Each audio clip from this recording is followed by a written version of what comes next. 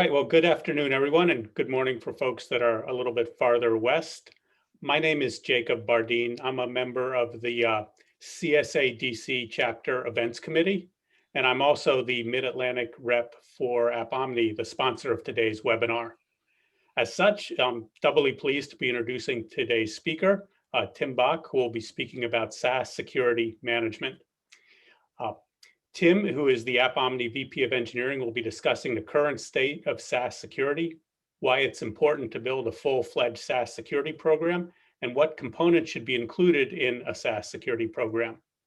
After Tim's presentation, if you'd like to learn a little more about AppOmni, please reach out to me, Jacob, J-A-C-O-B, at appomni.com.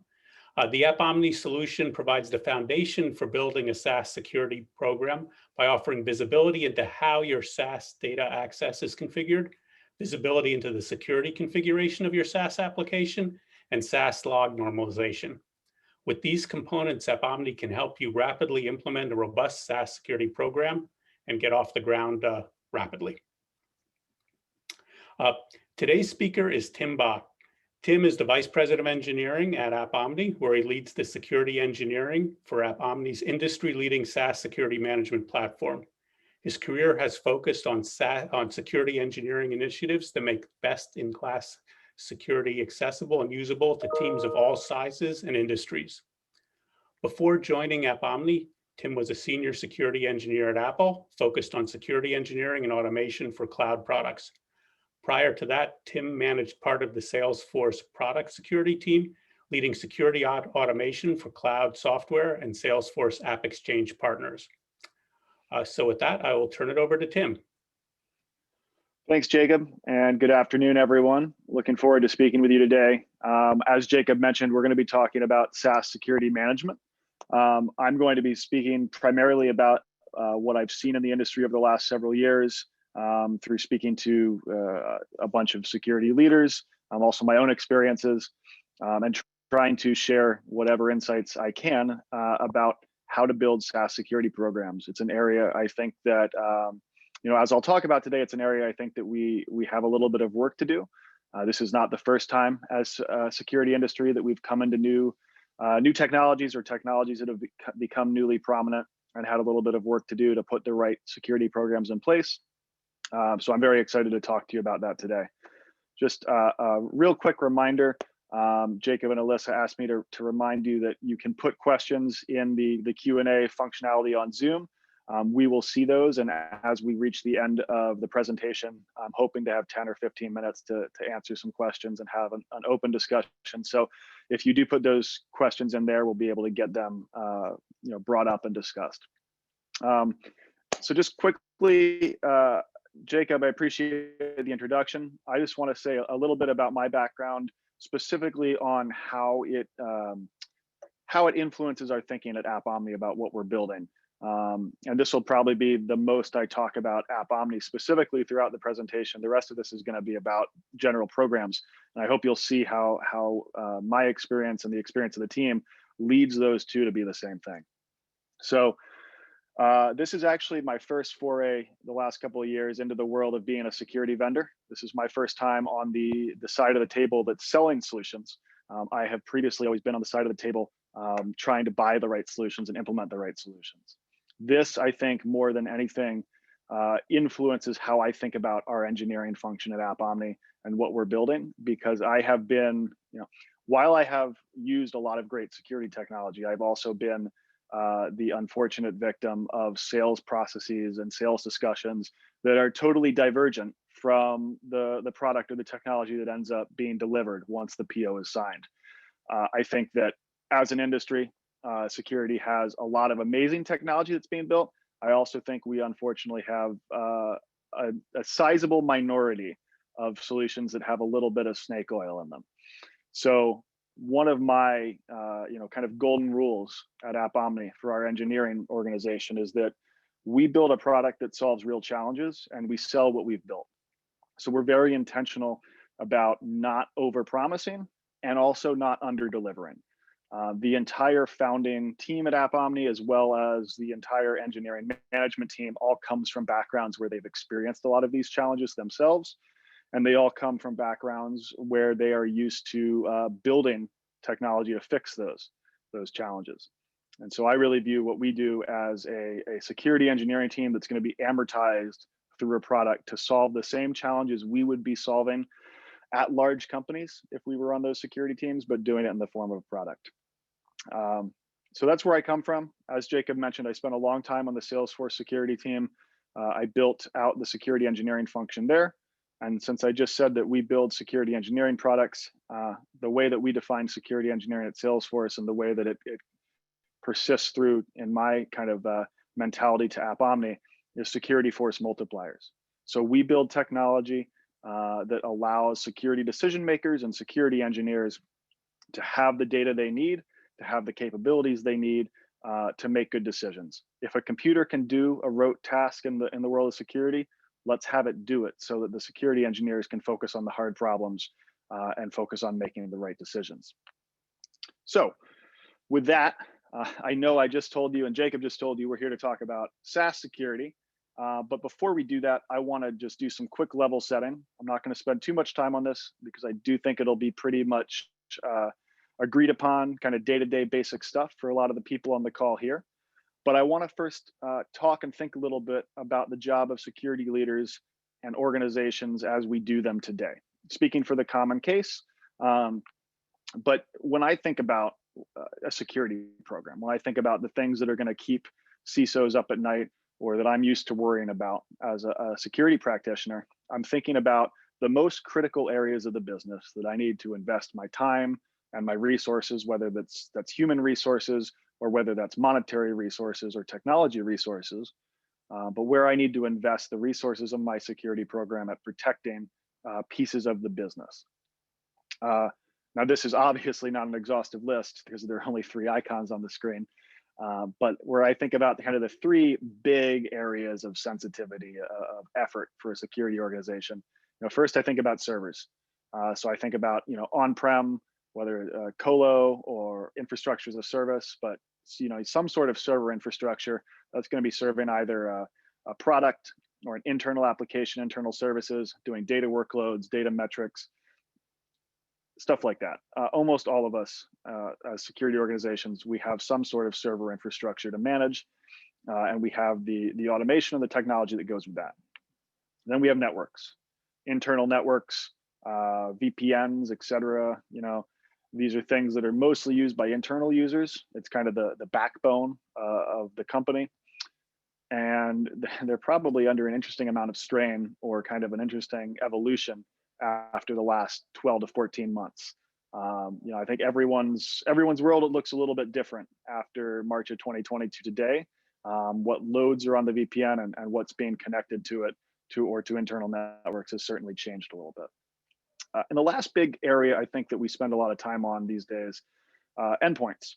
So corporate or bring your own assets like laptops and cell phones, depending on the organization, there's going to be more or less sensitive data on these. They may just be thin clients, in which case your security posture is kind of going one way. But in the case of engineers, you may have a MacBook with an SSD full of the entire company's source code. That's the keys to the kingdom. And so obviously the security posture for an endpoint like that is going to be markedly different than a thin client. But at the end of the day, when we think about areas like this, critical areas, we're thinking about a security program with some common elements. And we're going to talk about some of those common elements and how they apply or should apply to SaaS security as we go through a little bit. And I'm really going to try and talk about why, in my view, over the last several years, I've come to think of SaaS as kind of the 4th icon that I would put up on a screen like this to be treated in the same way as these 3 areas are with regards to the security programs that we put around them. So thinking at a little bit of a macro level, of those three areas, and there, like I said, there's certainly more than just those 3 in most organizations, but organizations that, or parts of the organization that we consider critical from the point of view of what we're going to invest resources in as a security team. What makes them critical? How do we come to that decision? If I'm looking at a net new piece of technology or a new piece of the organization, a new business unit, I have to decide at some point, how much energy do I put into this as a security leader? How much effort do I have to put into securing it? In some ways, this is like an exercise you might go through if you've ever had the joy of being on a team responsible for integrating a new acquisition into your security program. You have to get an overview and understand, where am I going to put my energy? So looking through this, I mean, obviously we have kind of a 3-axis based system, like confidentiality, integrity, availability. That's one way to start judging things. Some more subjective questions I might ask, how is it used in the context of the business? What data is stored on it? What data is it used to process? Does it give me access to pivot to anything else? If I have access to a given system, if I breach it, do I get stuck there? Can I get into something a little bit more complex? Is this like the weak link in my security of a major piece of infrastructure? And then how does it impact the business if it's compromised? I think maybe this is the question that is asking kind of what's the final score to make my decision. But at the end of the day, that's what we're looking to protect, right? So if I have to decide how much energy to put into securing something, one of the questions I'm definitely going to ask is, what's the worst case if I fail? And I think this is where sometimes, especially in SaaS, we get hung up and we might inadvertently, as a security team, give the wrong answer to this question. One of the examples I used for this, I think it was in 2015 or so. Some of you might remember the Hipchat breach. And I remember talking to some colleagues that kind of, dismissed it a little bit. It's like, oh, the chat system, it's a chat system, so they have access to GIFs or to memes. What we ended up realizing, I think, as a security community, is that yes, it was a chat system, but it was a chat system used by developers. And so those chat logs, in addition to all the GIFs and the memes, had a lot of CI keys or server keys or various pieces of the keys to the kingdom when it came to deploying a code. Or, what do developers talk about all day? They talk about bugs. So if I find the channel discussing bugs in the auth layer that maybe haven't been patched yet, I don't actually have a supply chain breach, right? Because I can't commit code to prod, but I know exactly what I'm going to look for in terms of a weak point in a system. And so that's kind of an example, or at least one that comes to my mind, of holistically evaluating something for, especially in the SaaS world, for what does it mean if there's a breach. Okay, so we've talked about, kind of key examples of critical technology. We've talked about how do we decide something is critical from a security point of view. So we've decided it's critical. What are we going to do about it? And these are the 6 very, very high level common things I think about for a mature security program. This is going to be kind of the last overview of a traditional security program. And then I want to talk about why I think these should be applied to SaaS and how I don't think we're doing a great job as an industry doing that today. So at a high level, as a security organization, I'm thinking about, what am I protecting? What does good look like? How am I going to monitor that what I'm protecting meets that good state? And I'm going to be maintaining relationships and shared process with the peer teams that are going to fix it. So most of the time, a security organization is not actually the ones fixing a security problem. It's not. Sometimes we are, but you think about it. Most of the time, we are responsible for understanding when something is a problem and helping drive remediation. So we're going to work with an IT department, or we're going to work with a corporate security department. We're going to work with the engineering department to actually get those security issues fixed and drive that remediation and also drive that accountability. It's our job to surface to the business and the leadership team where are the risks and what needs to be done to fix them. And then, of course, advocate for getting them fixed in a reasonable timeline, lay out the clear issues if there's going to be a risk acceptance process, and be trusted advisors to our peer organizations. But we're going to maintain those relationships and help drive remediation as opposed to fixing it ourselves most of the time. Obviously, of these 6 bullet points, the implementation details of each one is really where we as security teams earn our paycheck, right? If it was as simple as just laying out this process, being CISO might be a slightly less stressful job. But at a high level, this is kind of the key pillars of a mature security program, especially as we think about it with regards to endpoints or infrastructure or kind of more traditional areas of security focus today. So now we can get back to what I promised we were talking about today, which is SaaS and SaaS security. This slide probably doesn't come as a shock to anyone. This is a prototypical slide that I'm sure you've seen before of the adoption of cloud, right? So cloud's continuing its upward trend. I think this data was actually surveyed before COVID or early in COVID. So there might actually be more of a spike in 2020, 2021. But the end result, the takeaway here is, again, not as a surprise to anyone, cloud is going to continue to become and continue to grow as the dominant form of where we're putting workloads, where we're putting infrastructure, where we're putting business processes. I actually, I'm not positive I agree that by 2032, we're going to be at, let's probably say 98, 99% cloud. I think there will always be use cases that go on-prem or use cases that are non-cloud, but certainly we're going to get up towards that 90% mark. Let's dive a little bit deeper into that thought, right? Because just saying that everything's moving into the cloud, not really a valuable statement from a security point of view. First, like I said, it's not new to anyone.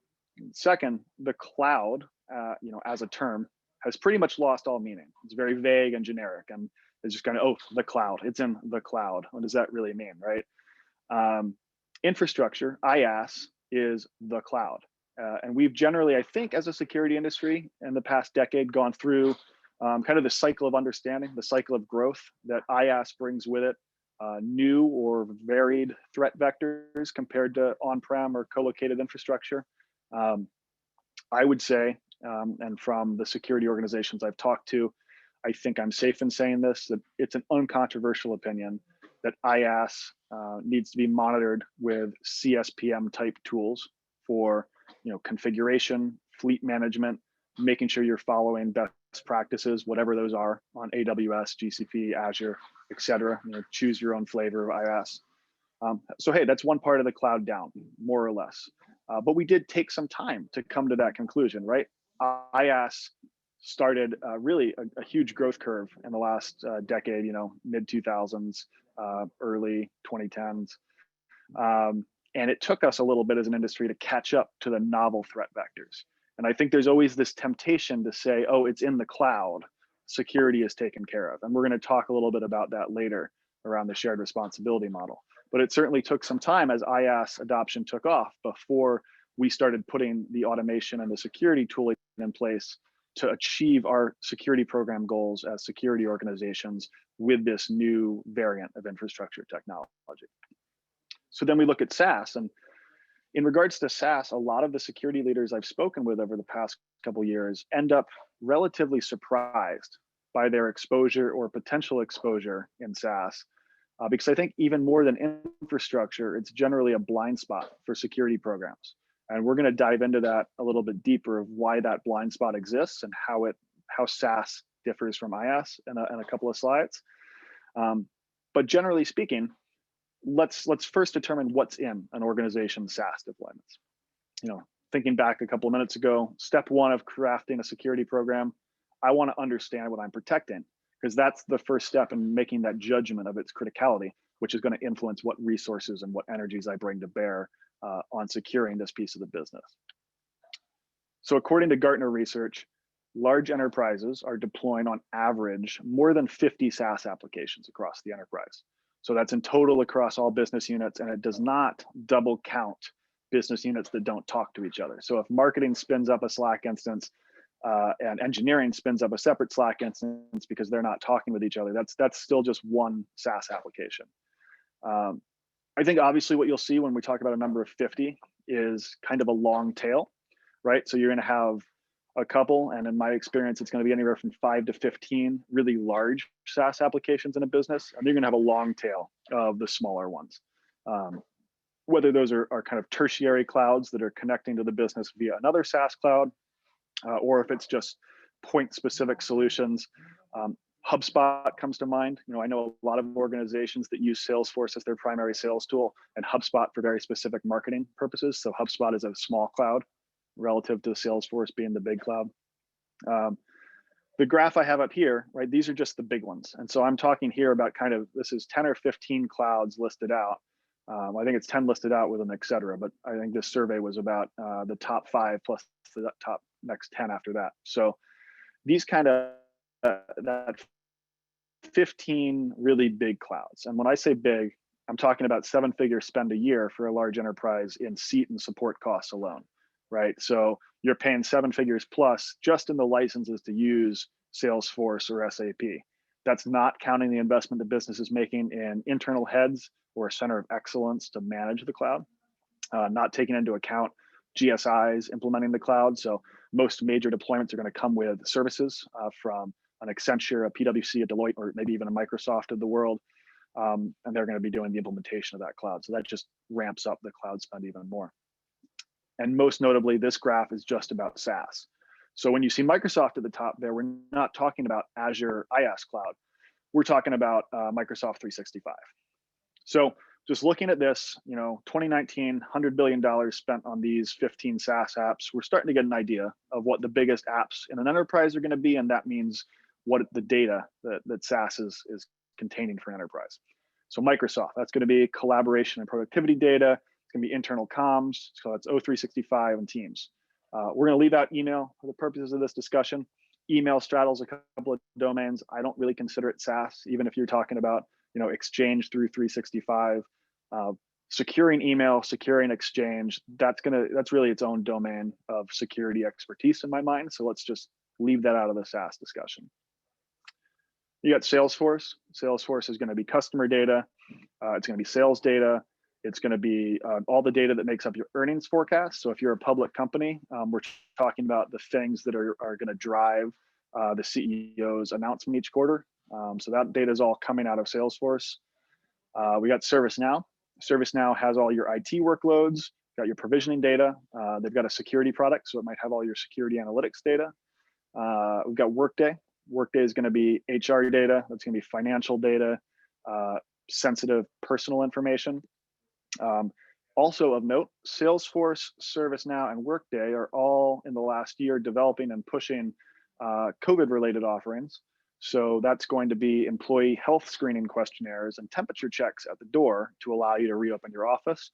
Salesforce, notably, and Microsoft are also pushing out solutions to manage vaccinations. So that's going to be vaccination records and integration with government health databases, and tying that into customers, whether they are state or federal, or then of course individual business customers when it comes to health screenings before employees come back to the office. So just some more private information that we're putting in these SaaS clouds. And of course, we're trying to deploy these COVID solutions in the span of 3 months, which is another challenge that is related to what we'll talk about in a little bit, about how SaaS can become a blind spot.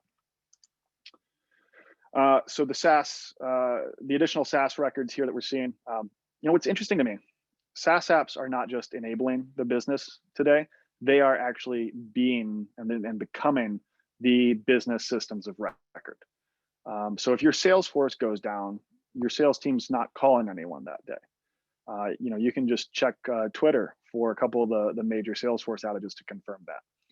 Okta, Okta is your identity record. And unlike AD, you don't have Okta servers running in your colo or in your data center. It's managed through a web API, and it's managed through REST APIs, or through an IT admin logging in to admin.okta.com. And yes, I would say Okta is one of the few SaaS clouds that is known very, very well to IT and security teams, because it falls, clearly in their domain when it comes to provisioning that SaaS application. But at the end of the day, we look at these kind of graphs, we look at the logos on the right side here. We are truly thinking about SaaS applications as the system of record or the primary business system for a lot of the day-to-day functions of the business. Communication, HR, identity, code, customers, sales, marketing, productivity, document collaboration.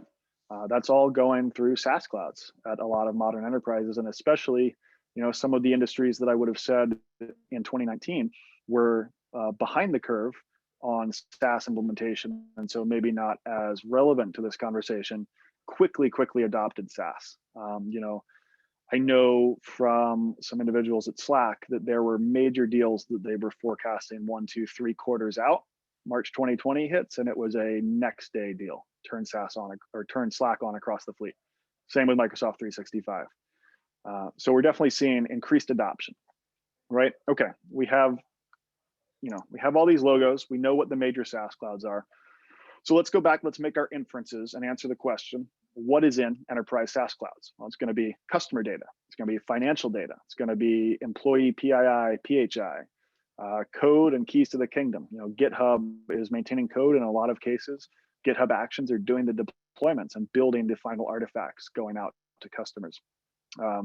Sensitive internal discussions on Slack or Teams, and that harkens back to what we talked about with the Hipchat breach. We've got corporate documents, Google and Microsoft suites providing all of your document collaboration, including most likely legal documents, hiring documents. I've talked to multiple security engineers who found folders on shared drives containing all of the offer letters for a given department on Google Docs before, right? So if the Google suite or the Microsoft 365 suite is where your document creation primarily resides, you again have SaaS sharing rules, potentially protecting a lot of that data. And then you see the same sort of concerns that you might see with an S3 bucket, right? And that to tie back to infrastructure. And then IT processes, data, and workloads. So we have this list of in the general case, what we think is going to be residing on an enterprise's SaaS deployments across the board. Let's think about that in the same lens that we were talking about deciding on security program resources earlier. Is this critical data? Reputation, we have reputational liability if any of this leaks.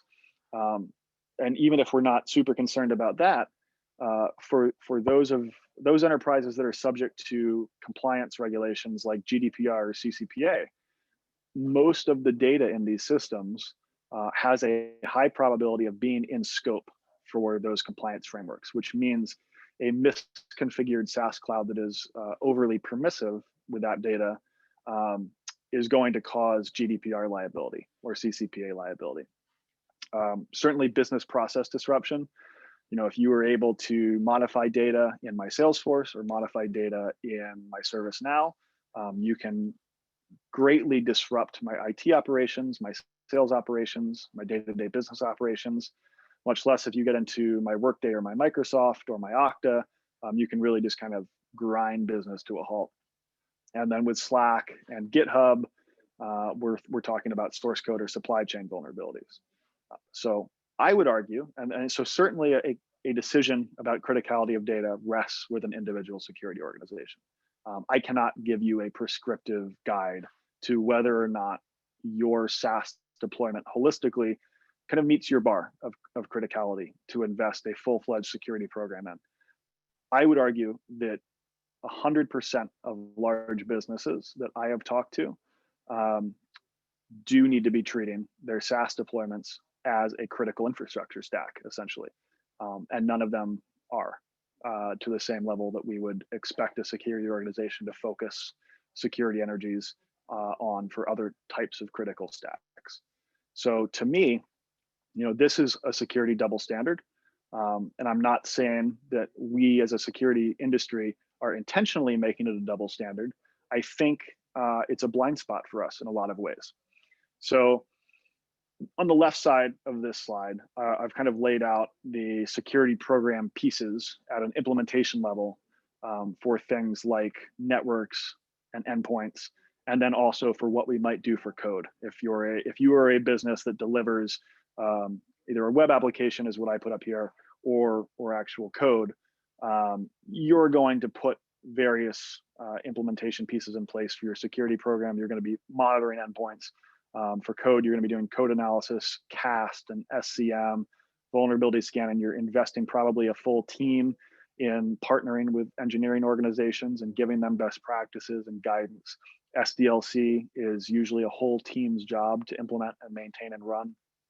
I certainly spent several years of my life thinking about bug SLAs and remediation timelines and risk acceptance and stuff like that. So we have these whole programs and whole organizations thinking about these standards for other critical areas of the business. With SaaS today, we are, as a security community, generally treating it like a vendor review. And this is how it becomes a blind spot to us. So individual lines of business are acquiring SaaS clouds. Sometimes they don't even go through procurement. Sometimes they do. But we're treating the acquisition of a Salesforce instance, a ServiceNow instance, a Slack enterprise grid instance. We're treating those as vendor reviews in which certain lines of business want to procure this software. And so if that goes through procurement, that's likely hitting a security team who's going to do the standard VSA. And they're going to say, does this vendor meet our security requirements? And that's great. That is a key piece of starting with this, right? But coming from Salesforce, I can tell you that we are never going to, as a cloud provider, fail a VSA. We have a very large security organization dedicated to making sure that we are a secure company. So I really do believe that when it comes to SaaS clouds, if you, as a user of a SaaS cloud, are breached, it will not be because Microsoft's infrastructure was breached.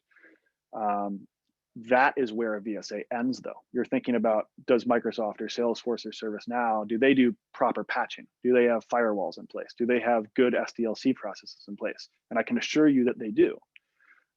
So it's really all about how we, as a security organization, are then monitoring the use of those systems. And I don't think most organizations are today. It's a point in time vendor review, and then marketing is approved to buy Salesforce, or whatever line of business wants Slack is approved to buy Slack. And that's where traditionally our involvement as security teams ends. So let's take that mindset as a parallel back to endpoints. If I do a vendor security review on Microsoft and then buy 1,000 Windows laptops for my organization and deploy them to 1,000 employees and look away, and I never look at them again, my organization is going to get breached, and it is not going to be Microsoft's fault. It will be my fault because I did, as a security organization, I did not do my job with endpoint monitoring, with firewalls, with continuous scanning. If I treat endpoint security as point in time at the point of purchase, I will fail in my responsibilities as a security organization. And I think that's what we're seeing primarily with SaaS today, and that's how it becomes a blind spot. This is how companies are being attacked today. We looked at Salesforce, or we looked at ServiceNow, or we looked at Slack, or we looked at GitHub once when the PO was signed, and we never looked at it again, which means these living systems that are managed by the lines of business have more and more and more business critical data pumped into them, and very, very little security oversight. These are systems that with the click of a button, I can inadvertently expose every piece of data in them to the public internet. And we traditionally, as a security industry, do not have continuous monitoring pointed at those systems in order to prevent this from happening. I drew the comparison a little earlier today to an open S3 bucket with one of the examples I was talking about. And I think that is a very good analogy to at least understand the point. Open S3 buckets have been a common vulnerability for years now, many years. And now, as IaaS has taken off, we have the scanning in place to if you've deployed proper scanning, almost immediately know that you have an open S3 bucket and to remediate that. We can have the same level of damage inflicted with the same ease of making a mistake on SaaS. And most security organizations today are not putting the same technology in place to catch it. So we're seeing more and more news stories, month over month, of places where this happened, accidentally exposing millions of records from a SaaS cloud to the public internet or to guest users that are coming in through unauthenticated means to go to a support portal or a job application portal, and are able to use that unauthenticated entry point to query the API and to pull out data, or to have a malicious user create and connect an OAuth application to the SaaS cloud and pull out all that data. And we just do not, as an industry, have enough monitoring around this because it's a blind spot to us. So this is, again, going back to Gartner research. Most new software purchases will not come as a surprise in the enterprise are cloud-based. And Gartner believes, and I have to say I agree with them, kind of exactly what we were talking about earlier. The cloud systems are secure. You're not going to breach the infrastructure or create a tenancy bug in these major enterprise SaaS applications. That said, They have thousands and thousands of settings, and those settings today are being managed by lines of business without proper oversight or guidance from security organizations or compliance organizations. And so the vast, vast majority, Gartner's belief is 99% of breaches coming out of cloud systems will be the fault of the customer. And this is where I'm really trying to draw the line together to, we have to, as a security industry, recognize this common blind spot and put the same level of care around SaaS clouds as we do around the other key parts of our stack. So what does that mean? I think it's very similar in concept to what we did in IaaS, and the security program is very similar in concept to what we do anywhere else in the enterprise. So shared responsibility model, again, something that I don't think is going to be novel to anyone on this call, but I've laid this out here as kind of a quick visual reference to how does the shared responsibility model differ from different pieces of technology. So on-prem, obviously it is all our responsibility. Infrastructure as a service, we pushed a little bit onto the cloud provider, right? So they obviously do all the physical security, the data center security, and they contribute to network control and host infrastructure. Depending on the provider and the setup, they may also contribute to patches and upgrades on the server, but they may not. The rest, in what's in white, is on us, and that's where we put in effort with infrastructure security monitoring, specifically for IaaS clouds. We put in effort to build security programs around that and to solve that problem. And I think that as an industry, we've gotten pretty good about that. So we go all the way to the right here, and with SaaS, you're putting more on the provider. Like it's not nothing. The SaaS providers are doing work here, and there is some built-in security that's helpful to us. But what still remains on us, the customer, is going to be those three at the top. So compliance and data governance, identity and access management, and using the built-in application controls properly. So you'll recognize that kind of all three of those areas are things that have to do with the day-to-day operation of these SaaS clouds. So high-level recommendations, in each of those categories. Application controls, this is actually, I think, the trickiest one. You got to understand in each SaaS cloud what systems, roles, and user level settings are security relevant. Depending on the SaaS cloud, this is going to be a large task or just an annoying task. GitHub, for instance, has on the order of a 20 to 50 settings that are worth looking at, and each repo then has an access control list. So with hundreds of repos, certainly that's a challenging task, but it's not gargantuan. If I look at a Salesforce or a Workday or a ServiceNow, we're talking thousands of relevant settings. So you need to invest time, and this is, in my opinion, a great place for automation. But you can certainly do it by hiring several people and having them think about it and become experts in those systems. But we need to determine the correct values. So from a security program point of view, this is determining your known good state. So we need to determine the correct values, and then we need to ensure they remain properly configured at all times. And we need to monitor them as the systems upgrade. So not only is SaaS a living system from your side, right? You have your business making changes daily. It's also a living system from the provider side. New features are coming out all the time. What a setting means can change. The default value can change. The recommended value can change. The implication of the setting being one value or another can change as you deploy new features or add new data. So these really are living systems, and understanding your good state is not a point in time process. The second piece of the shared responsibility model that falls on our side is identity and access. Now this isn't easy, but you can get a lot of the way there by making sure that you're only allowing access to your SaaS clouds via your IDP, whether that's AD or Okta or Google Identity, whatever IDP and SSO solution you use as a company, I'd highly, highly recommend that you only access SaaS clouds via that SSO solution. If possible, use SCIM or some other sort of automated provisioning to get even more of the work centralized to one point of effort. But however you do provisioning, make sure that you are properly enforcing least privilege in SaaS Cloud by using whatever RBAC control scheme a SaaS Cloud has. Salesforce, that's going to be profiles and permission sets. A lot of other SaaS Clouds will use the terms roles and groups, or groups and teams, or roles and teams. The label of these entities varies from cloud to cloud, but they're all going to have some concept of a role-based access control system. And it's very, very important that, just like anywhere else in the business, the security team is pushing for least privilege, minimizing the blast radius if something goes wrong. SaaS, more than almost any other stack I've seen, is it has a tendency to violate least privilege.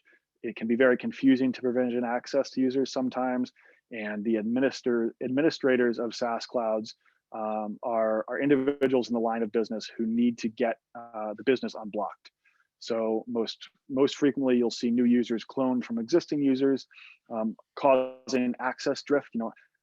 I got cloned from my boss's user, then I needed more access, and so I was given more and more groups until I got what I needed, and then my new hire was cloned from me, so they start with more access than they need, and the process goes on and on. So SaaS clouds seem to be very vulnerable to access drift and violation of least privilege. So important to keep an eye on that. And again, this to me is an area where automation is brilliant. Automation can understand what access an individual should have access to, and do the hard work of parsing all of their entitlements together for you. And ideally also potentially give you insights into or suggest what can be removed. Something that automation is great for, and that is very time consuming for humans. And finally, with regards to compliance, I touched briefly on the idea earlier that a lot of data in SaaS clouds is relevant to GDPR or CCPA or other various compliance frameworks. At a high level, what your compliance team needs to be thinking about is the same thing they're thinking about for infrastructure and for business processes, HR processes, stuff like that. I've worked with several organizations undergoing, for instance, SOC 2 audits, and SaaS is frequently a blind spot in SOC 2 audits because we don't think about it traditionally. Again, going back to this is a blind spot. A lot of auditors are starting to think more about SaaS for SOC 2 compliance. And so one of the things that I highly recommend is getting ahead of that, so that if your auditor at your next SOC 2 type 2 or something like that asks, what are you doing for SaaS, and how can you assure me that you have access attestations and proper access reviews for what's critical in your SaaS clouds, you have an answer for them. And once again, I'm going to sound like a broken record, but this is an ideal place for automation, because this is where an automated system can understand what types of data and what SaaS clouds are relevant, to what classifications or what compliance categories of data, and then do that mapping just like it does for role-based access control to say, who has access to these types of data? Does this violate my compliance obligations? And help you fix it proactively. But also that automation is as a side effect generating evidence for your audits. You have evidence of every time your automation has reviewed those systems, and you can provide that to auditors as needed. But SaaS does add some unique challenges, just like IaaS added unique challenges when we think about traditional infrastructure security. SaaS is going to make all of these concepts complicated in its own very special way. So I mentioned earlier, SaaS updates frequently. It varies, so there's not like one day a quarter that all SaaS clouds are going to update. Each provider is going to update on a different cadence, so that adds some challenge. And also, there's going to be a new set of documentation to understand, right? So you need to have either automation in place or experts that are on your team that are reviewing these changes and being experts in those systems so they understand what those changes mean. These systems, they evolve rapidly on both sides. Again, they're administered by the line of business usually, which means you have individuals outside of the security organization that you're gonna have to build relationships with, who are making these decisions, and their motivations or their business goals might not be aligned with security teams, because it might be a organization that security doesn't frequently partner with. And finally, there is a total lack of standards-based frameworks for this. Every SaaS cloud is different when it comes to their settings. Every SaaS cloud is different when it comes to their APIs. And every SaaS cloud is different when it comes to the audit events that you can pull out of them. The other unique challenge around audit events is that they're delivered after the fact. So traditional threat hunting techniques have very little effect in SaaS because you're not going to be able to evict someone from the estate before they can pull data out of it. For instance, if you assume that compromise and the threat you're hunting for is exfiltration of data, it's very likely that one of the first events you're going to get through an audit stream or an event log stream from a SaaS provider is a download record. As soon as I get the download event that 1,000 accounts have been downloaded or reports exported, that data is already gone. I can't threat hunt and evict that attacker because they've already achieved their goal. So all that event log does for me is let me notify legal that a breach occurred. And this is because, with SaaS, you don't have as much movement or thrashing around in the system to identify as a threat hunter, but also because the events are frequently delayed. You don't have an agent on the metal that's running the SaaS application. In some SaaS clouds, it can take just 10 minutes, and some SaaS clouds don't guarantee logs until 24 hours after the fact. So it's not as valuable to me to predicate my security program on threat hunting when I'm not getting those events quickly. I think the last piece I want to talk about, the key takeaway here, assuming that you all agree with me, or some of you agree with me, and you're thinking about a SaaS security program, how do you stand one up? And I think that the good news here is, from my point of view, it's just like standing up a security program for any other part of the business. Your implementation details, once again, are going to be a little bit different. But at the end of the day, you build an inventory. You have to know what you want to protect before you can protect it. This is where all good security programs start. A CISO that I worked for once, I think, put it in a simple way to me that has stuck with me for a long time. Most people, he said, most people think that what keeps me up at night is what pieces of the company are least secure, but that's actually the second problem. The thing that keeps me up at night is not knowing what I don't know about yet.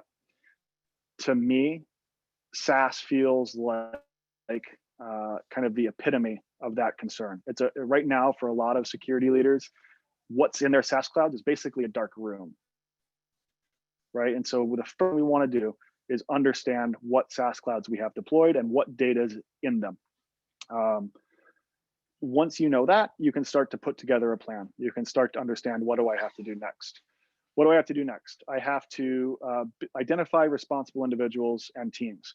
And so that's potentially building a RACI matrix to understand who's responsible, accountable, consulted, informed. I'm sure most of you have dealt with the joy of RACI matrices before. But in some way, shape, or form, you have to know that for each of these SaaS clouds that you identified in step one, who do I go to fix them if I find problems? And these are likely going to be new relationships for a security team to build or to expand upon, because they likely have not been built prior to this. Next, what does a known good state look like?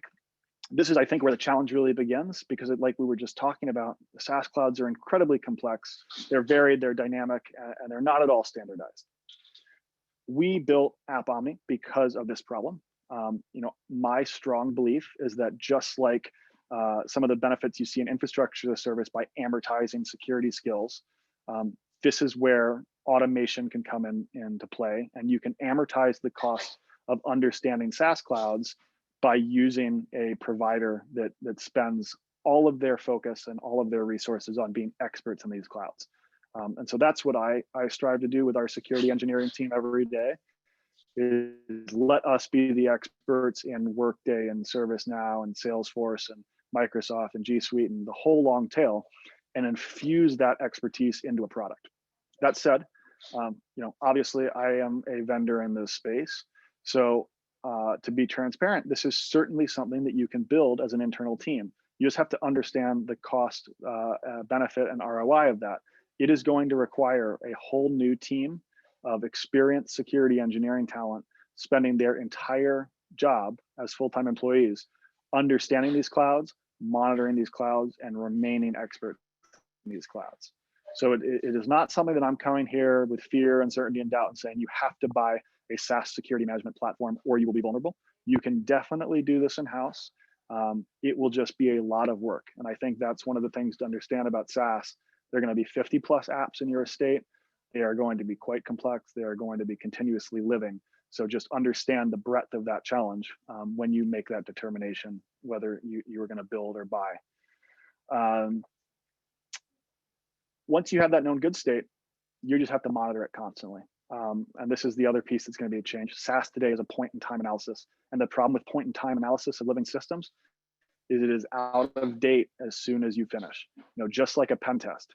Pen tests are valuable pieces of a security program, but they're not continuous. So they get out of date very quickly. As you identify issues in the real world state that don't comply to your known good state, you've generated your backlog. Now it's just like any other security program. You are going to continuously monitor that state and work with responsible peer teams to drive remediation. So I'm going to the IT team, going to the marketing team, I'm going to the sales ops team, whoever is administering these systems. I have to get buy-in from them, and we have to have a collaborative process for security to identify issues and for those teams to remediate issues and security to validate that they're fixed and that they stay fixed. I would advise pushing this left as much as possible. SaaS deployments are in fact, in a lot of ways, especially the big ones, very similar to code deployments. They are going to have sandboxes and staging environments. Whatever automation you use, again, build versus buy, but whatever your automation is, point it at the dev and the sandbox instances and catch these new SaaS security issues before they go to production in the same way that you would with code, and monitor and judge success in the same way you would with code. And my last piece of advice, as you're ingesting SaaS event data, make sure it's normalized and make sure it goes to the same place that you send your infrastructure logs and your endpoint logs. Whether you're a Splunk shop, an Archer, Sumo, Elastic, whatever your SIM solution is, you likely have a significant investment in that team and that solution. And I've seen too many security vendors, not just in SaaS, all over the place, come and pitch me on solutions that require a new single pane of glass. At Salesforce, I think we probably procured 50 single panes of glass. So I'm very suspicious of anyone that tells me their solution is the new single pane of glass for XYZ. My team is gonna, and your team's gonna log into this new single pane of glass and you're gonna do your job great. Operations teams have plenty of single panes of glass. So my view is with SaaS, put the data where you're already working so that you can combine it with infrastructure data and endpoint data, have this total view of a user. Tim has a laptop, Tim logged into a server, and then Tim logged into Salesforce. That's a holistic view. If I'm siloing those in new single pane of glass solutions, I don't really get the same value out of that. So there you go. The SaaS security program. Just like that, this is a lot of work, but I think the one takeaway I would give you is not that this is a huge chunk of work that you need to immediately start thinking about that's totally novel or totally foreign to you. The main thing I want you to come away with and start thinking about is that your critical data as a business, the data that you as security leaders and security organizations are tasked with protecting, is also in SaaS. And so we as an industry need to really be thinking about SaaS with the same level of criticality and suspicion that we think about infrastructure and endpoints, networks, and other critical parts of the business. We've let it be a blind spot for too long. And it's really time to start treating it like a full-fledged part of the critical infrastructure of the business, because the data that's in it, it merits that distinction. So thank you for taking the time to listen to me for 40 minutes, 45 minutes today. Really appreciate getting the chance to speak with all of you. And it looks like we have 5 minutes, a little less than I hope, but we do have some time for questions. So Jacob, are there any questions that I should answer? Yeah, so first, Tim, thank you again for the presentation. Definitely very interesting, and I think right on point in terms of focusing on SaaS security. There is a couple, you have access to the chat, right, Tim? Yeah, let me pull it up. Just got a different part of my screen. Yeah, okay. Yes, all right, so I see this question. In a typical on-prem infrastructure, you have security baselines built on CIS, DISA, et cetera, for OS database, et cetera. For SaaS, what's your opinion on writing such documents? Big SaaS players have some automated tools to produce security scores, but is this good to replace your baseline doc considering quick change in nature of SaaS? That's a great question. It's actually something that we think a lot about. So CIS and some other players actually do have some SaaS baselines. One that comes to mind is the CIS baseline for Microsoft 365. it's great. And we as a company and some of the security practitioners at AppOmni are actually engaging constantly with some of these frameworks to try and develop SaaS baselines. MITRE ATT&CK is another one that we're working with as we can, and then other open source frameworks to try and contribute our learnings about SaaS into them, because I agree that standardized frameworks are really important here. What we do is provide our security expertise in the form of baseline policies. So I think that a lot of the baselines that are published are incomplete, or there are complete ones, but only for certain SaaS clouds. So I do think as an industry, we are missing baseline policies for all the SaaS clouds that are in use. And that's one of the things we strive to provide. You mentioned security scores. And again, I would put this as something that some providers do, and they have value, certainly. But again, it's not complete enough. And so it's where we come in, we try and provide those baseline scores and baseline recommendations for all SaaS clouds. I'll take Salesforce as an example. Salesforce has a great system called the Security Health Check score. The problem is it focuses on what I would consider a relatively narrow set of the most high value settings. So I don't want to say that Salesforce Security Score is not valuable, or Salesforce Security Health Check rather. It's definitely valuable. It is just not as comprehensive as I would like to see. And so that's where we try and add additional value and additional research from our team. The last piece I would say is that Microsoft Security Score, Salesforce Security Health Check, all of these individual implementations have a lot of value, but they are service specific. So even if every SaaS cloud had a perfect benchline and benchmarking system, which is not the case, but even if they all did, you're still tasking someone with logging into 50 plus systems and potentially multiple instances of each one of those systems to collect the data and ensure that it stays up to date. I would argue that as a security organization, what we want is a centralized view that can condense that data, tell me where to focus my energy, and then also add in things like compliance. So the built-in systems are the provider's view of security, and they don't necessarily correspond to your specific implementation of the SaaS cloud or to your specific compliance concerns. So I kind of put all of those things as valuable, kind of balanced parts of the whole breakfast, right? They don't solve the whole problem. They're just components of your solution. Okay, thanks, Tim. Just one last question here before we wrap up. Yep. When building a SaaS security program, what steps, actions do you feel are likely to provide the best return on investment? Yeah. So as you build the program, this kind of map that I talked about at the end, this is the whole program. So it's not what you're going to do overnight. I look at this as an iterative process. So what is the thing I can do fastest? The thing I can do fastest is bring in a capability or build a capability to receive SaaS audit data in the place I'm already working. That's like the bare minimum. And again, I kind of talked about why event log data with SaaS isn't the most valuable, but it is absolutely the fastest to get into place. The next thing I think is posture scanning.